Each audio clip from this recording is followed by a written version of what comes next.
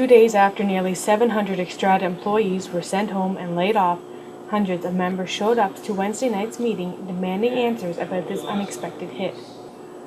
Perhaps one of the most shocking revelations from the meeting for members was the fact that Investments Canada, an agency responsible for overseeing foreign takeovers of Canadian companies, met with Xstrata about a week before the announcement and gave the company the okay to go ahead with the layoffs, even though there was a 3-year no-layoff clause in an agreement between Investments Canada and Xstrata when the company bought out Falconbridge in July 2006.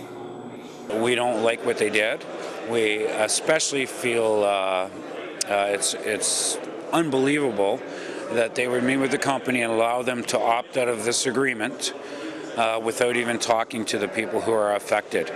And 700 workers are going to lose their jobs, and the minister or the people from Investment Canada never made one phone call until today to tell our union, the people who represent the ones getting laid off, that this is what they have done.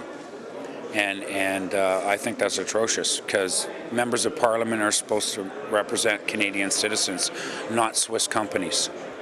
A lot of members are under the impression they only have a limited time to make a decision on whether to keep their recall rights or accept a severance package, but that's not the case. The truth is, if you want your severance, you say so right away, but if you want to retain your recall rights, you actually have as long as you would have recall rights. A person with less than a year could wait 18 months to decide to take the severance. A person with more than a year could wait 48 months. And we have people that could go up to 60 months. So they have quite a bit of time to make the decision.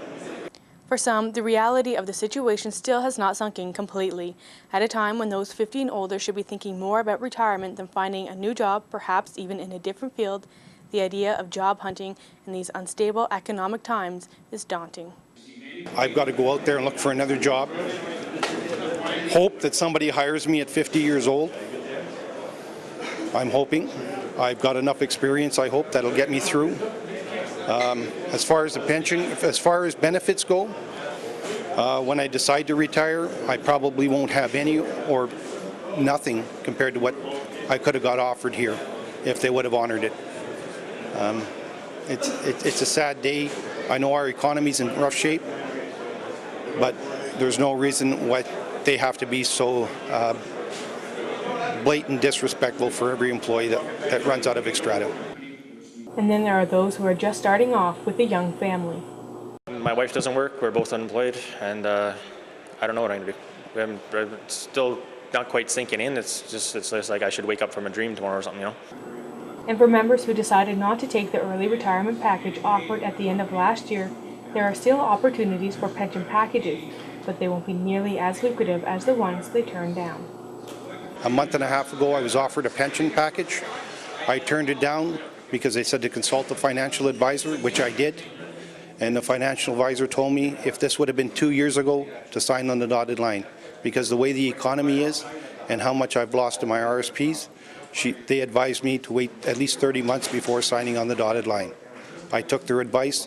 A month and a half later, I get the boot. Starting on Thursday, the roughly 550 employees who weren't laid off will be going back to work. In the meantime, the union will be meeting with Xstrata over the next week and a half to figure out what its members' rights are. Mandy Hargrave, northernlife.ca.